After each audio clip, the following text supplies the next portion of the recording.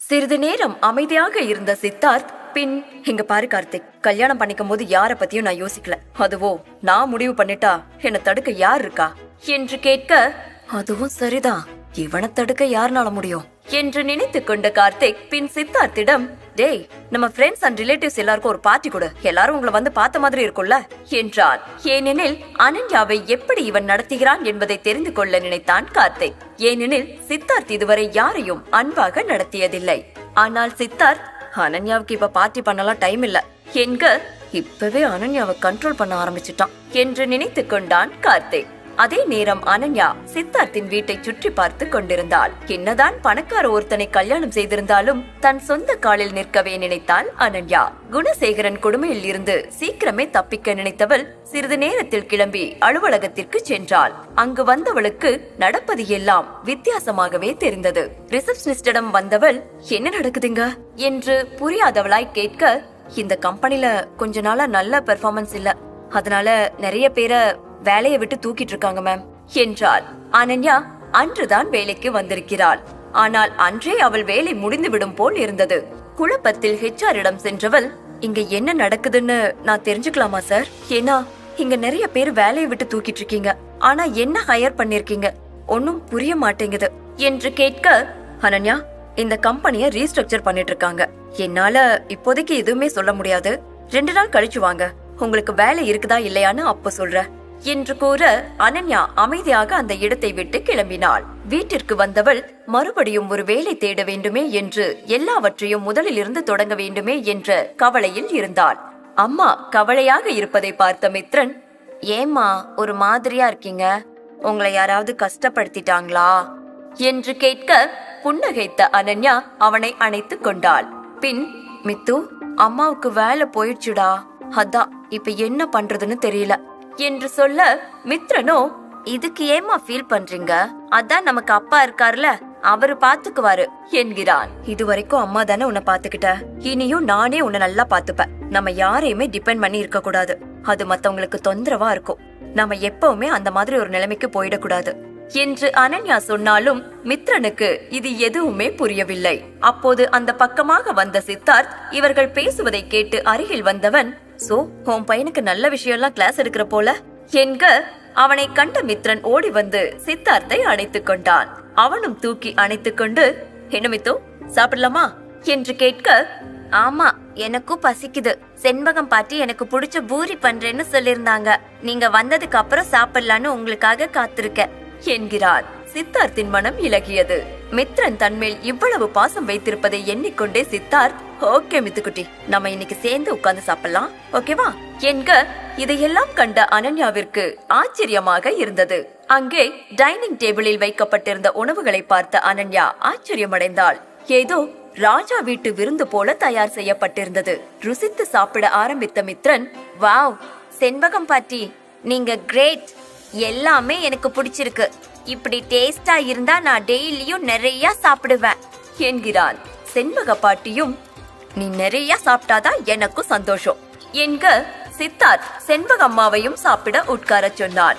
ஏனெனில் சித்தார்த்திற்கு அவள் இன்னொரு அம்மா, அதனால் எப்போதும் அவரை வேலைக்கார பெண் போல நடத்த மாட்டான். அனன்யாவும் அழைக்க செண்பகமும் மித்ரனும் பேசிக்கொண்டே சாப்பிட்டனர். அனன்யா ஏதாவது சங்கடமாக நினைக்கிறாளா என்று செண்பகம் ஓரக்கண்ணால் பார்த்தார்.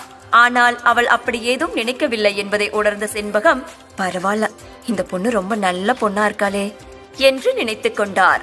மித்ரன் வழக்கம் போல் தனது பொம்மைகளுடன் விளையாடி கொண்டிருக்க, அனன்யா ஹாலில் அமர்ந்து லேப்டாப்பில் அடுத்த வேலையை தேடிக் கொண்டிருந்தாள். அப்போது அவளுக்கு அருகில் வந்த சித்தார்த், என்ன பண்ணிட்டு இருக்க என்று கேட்க, அவள் தனக்கு நடந்ததை சொல்லி, பின், இப்படி சட்டு சட்டுன்னு வேலையை விட்டு துரத்துறாங்களே, வேலை செய்யறவங்களோட நிலைமைய பத்தி யோசிக்க மாட்டாங்களா? அந்த கம்பெனி லாஸ் ஆனதுக்கு எம்ப்ளாயிஸ் மட்டும்தான் காரணமா? அந்த ஓனரும் தானே காரணம், அவங்களும் ஒழுங்கா வேலை பாத்துருக்கணும்ல. ஆனா என்ன மாதிரி டேலண்டா வேலை செய்யறவங்கள மிஸ் பண்ணா அந்த கம்பெனி நாசமா தான் போகும் என்று புலம்பினாள் அனன்யா. இதையெல்லாம் கேட்டு ஆச்சரியப்பட்ட சித்தார்த், இவளே என்ன இப்படி திட்டிட்டு இருக்கா, அப்போ அங்க இருக்கிறவங்க எல்லாம் எப்படி திட்டுவாங்க?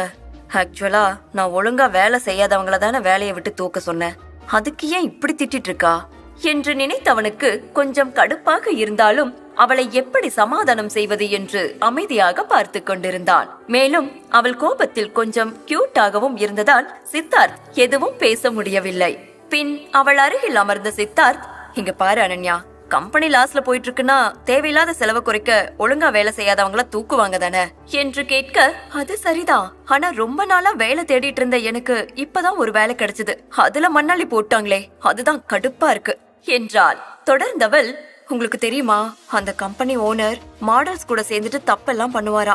இப்படி எல்லாம் பண்ணிக்கிட்டு இருந்தா கம்பெனி எப்படி ஒழுங்கா இருக்கும், பேசாம ஏதாவது புரோக்கர் வேலைக்கு போயிருந்தா கூட உருப்பட்டிருப்பாரு என்றாள் அனன்யா. புரோக்கர் வேலையா அப்படின்னா என்று கேட்க, அதா அந்த ரெட் லைட் ஏரியா வேலை என்கிறாள். சித்தார்த் அவளை முறைக்க அதை பார்த்த அனன்யா, ஐயோ தேவையில்லாம பேசிட்டோமோ, இப்படி முறைக்கிறானே என்று நினைத்தவள் அங்கிருந்து நைஸாக ஓடி போனாள். அதே சமயம் விஷாலின் பங்களாவில் விலை உயர்ந்த கண்ணாடி பொருட்கள் விழுந்து உடைந்து சிதறிக் கொண்டிருந்தது.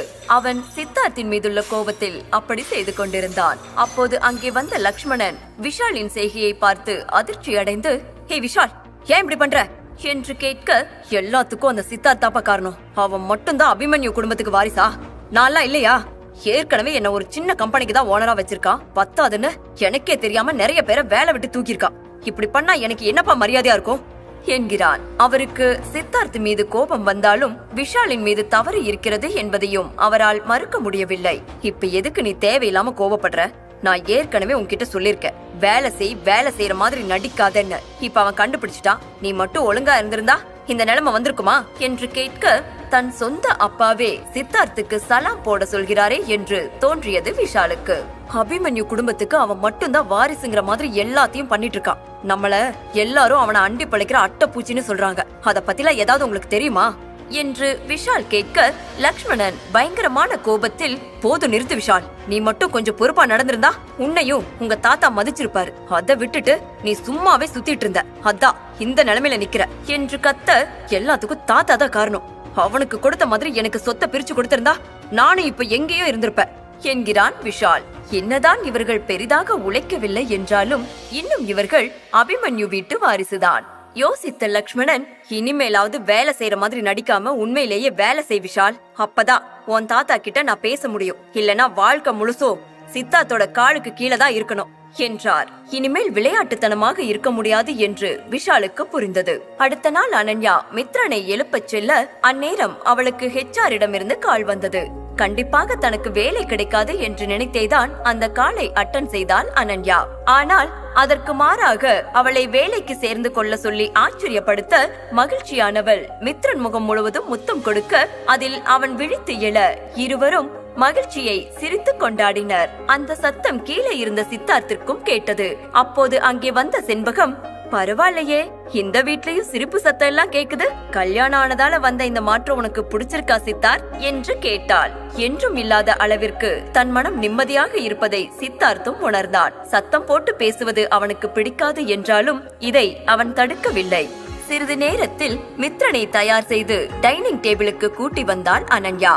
அப்போது மித்ரன், அப்பா உங்களுக்கு விஷயம் தெரியுமா, அம்மாக்கு வேலை கிடைச்சிருச்சு என்று சொல்ல புன்னகைத்த சித்தார்த், நீ என்னமோ உன் பாஸ் ரொம்ப மோசம்னு சொன்ன, ஆனா அப்படி தெரியலையே என்று கேட்க தர்ம சங்கடமாக உணர்ந்த அனன்யா சற்று சிரித்து, ஆமா நல்லவராதான் இருக்காரு, நான் தான் தப்பா நினைச்சிட்டேன், அவரை மட்டும் நேர்ல பார்த்தா கண்டிப்பா அவருக்கு நன்றி சொல்லணும் என்றார். பின் சித்தார்த் மித்ரனை பார்த்து, மித்து இந்நேரம் நீ ஸ்கூலுக்கு போக ஸ்டார்ட் பண்ணிருக்கணுமே என்று கேட்க அனன்யாவும், மித்துக்குட்டி நீ கிண்டர் கார்டன் போறியா என்று கேட்டாள். மித்ரன், நான்லாம் போமாட்டேம்மா என்கிறான். மித்ரன் மிகவும் புத்திசாலியான பையன். அவனுக்கு பள்ளிக்கு செல்ல ஆரம்பிக்கவில்லை என்றாலும் இந்த வயதிற்கு தேவையான அறிவு இருக்கத்தான் செய்தது. ஆனாலும் அனன்யா மித்ரன் அந்த பள்ளி பருவத்தை அனுபவிக்க வேண்டும் என்று நினைத்தாள். அதனால் அனன்யா வற்புறுத்த, உங்களுக்காக நான் ஸ்கூலுக்கு போறேன் என்கிறான் மித்ரன். அப்போ ஒரு நல்ல ஸ்கூலை தேடணும் என்று அனன்யா சொல்ல அதை கேட்ட செண்பகம், நீ எதுக்குமா கஷ்டப்படுற, நான் போய் தேடி நல்ல ஸ்கூலா பாத்துட்டு வரேன் என்கிறார். சிறிது நேரத்தில் சித்தார்த் அலுவலகம் சென்றுவிட அனன்யா தனது வேலைக்கு தேவையான விஷயங்களை செய்து கொண்டிருந்தாள். HR-க்கு கால் செய்து அங்கிருந்த ஆர்டிஸ்ட் பற்றிய தகவல்களை கேட்க அவரும் எல்லா தகவல்களையும் அனுப்பி வைத்தார். அதிலிருந்த ஆர்டிஸ்டுகள் அழகாக இருந்தாலும் வேறு சில தகுதிகள் இல்லாமல் இருந்தனர். அதை பார்த்த அனன்யாவிற்கு இந்த மாதிரி குப்பை ஆர்டிஸ்ட்லாம் வச்சிருந்தா உருப்படாமதான் போவானுங்க. இதுக்கு முன்னாடி இருந்த ஓனர் சரியான அல்பியா இருப்பான் போலயே என்று நினைத்தவள், சரி பொண்ணுகள் லிஸ்டா இப்படி இருக்குன்னு ஆண்கள் லிஸ்ட பார்த்தா அதுவும் அப்படிதான் இருக்கு. அதில் ஒரு சில ஆர்டிஸ்ட் மட்டுமே உருப்படியாக இருந்தனர். அதில் சத்யா என்ற ஒரு ஆர்டிஸ்ட் இன்று நேற்று நாளை என்ற சீரியலில் நடித்தவன் மிகவும் அழகாக இருந்தான். எனவே அனன்யா அந்த சீரியலை பார்க்க ஓரளவுக்கு பரவாயில்லை என்ற அளவிலான நடிப்பும் இருந்தது. ஒழுங்காக பயன்படுத்தினால் பெரிய நடிகனாகவும் வருவான் என்றும் தோன்றியது. அவனை எப்படியாவது முன்னுக்கு கொண்டு வர வேண்டும் என்று முடிவு செய்தாள் அனன்யா. அதே நேரத்தில் சித்தார்த் தன் ஆபீஸில் மும்முரமாக வேலை பார்த்து கொண்டிருக்க, அப்போது அங்கே வந்த அசிஸ்டன்ட் கம்பெனியை ரீரெஜிஸ்டர் செய்த டாக்குமெண்டை கொடுத்தார். பல நல்ல ஆர்டிஸ்டுகள் இல்லாமல் சிலர் மட்டும்தான் நல்ல நிலைமையில் இருந்தார்கள். விஷால் மீது அவனுக்கு கோபமாக வந்தது. கோபத்தை கட்டுப்படுத்திக் கொண்டு அதிலிருந்த சத்யாவின் போட்டோவை பார்த்து, இவனுக்கு புது ஏஜென்ட் பிக்ஸ் பண்ண என்றான். அதை கேட்ட அசிஸ்டன்ட், சார் மிஸ் அனன்யாவை சொல்றீங்க என்று கேட்க, ஆமா, அப்புறம் நமக்கு நல்ல ஆர்டிஸ்ட் வேணும், தேடிப்பிடிங்க. அப்புறம் இந்த சத்யா மேல ஸ்பெஷல் கண்ணு இருக்கட்டும் என்கிறான் சித்தார்த். சித்தார்த் வேலையை முடித்துவிட்டு மாலை வீட்டுக்கு வரும்போது செண்பகம் மித்ரனுடன் விளையாடி கொண்டிருந்தார். வாங்க தம்பி, நம்ம மித்ரன் படிக்கிறதுக்கு ஒரு 4-5 ஸ்கூல் பார்த்து வச்சிருக்கேன். நீங்க எந்த ஸ்கூல் சொல்றீங்களோ அந்த ஸ்கூல்ல சேர்த்தரலாம் என்று சொல்லிக் கொண்டிருக்கும் போதே அனன்யா தனது அறையிலிருந்து வெளியே வந்தாள். அப்போது செண்பகம் ஸ்கூலை பற்றி அவளிடமும் சொல்லி கேட்க எதை தேர்ந்தெடுப்பது என அவளுக்கும் புரியவில்லை. அப்போது சித்தார்த், எஸ்சி ஸ்கூல்ல சேர்க்கலாம், மித்ரன் அங்கேயே படிக்கட்டும் என்று சொல்ல, சித்தார்த்தின் முடிவு சரியாகத்தான் இருக்கும் என்றாலும் மகனுடைய படிப்பு என்பதால் ஏன் அந்த ஸ்கூல சூஸ் பண்ணீங்க என்று கேட்டாள். ஏனா அது நம்ம ஸ்கூல் என்று சித்தார்த் சொல்ல அனன்யா ஆச்சரியத்தில் அமைதியானாள். சித்தார்த் அனன்யாவை பார்த்து சிரித்தான். அவன் சிரிப்பதை பார்த்து செண்பகம் ஆச்சரியப்பட்டார். இப்படியாக அனன்யாவின் வாழ்க்கை அழகாக மாறி போனது நிலைக்குமா, இல்லை அக்ரிமெண்ட் வாழ்க்கை முறிந்து விடுமா? தெரிந்து கொள்ள இப்போதே பாக்கெட் எஃப்எம்மில் ரகசிய சிநேகிதனை தமிழ் கதையை கிளிக் செய்து அடுத்த எபிசோடை கேளுங்கள்.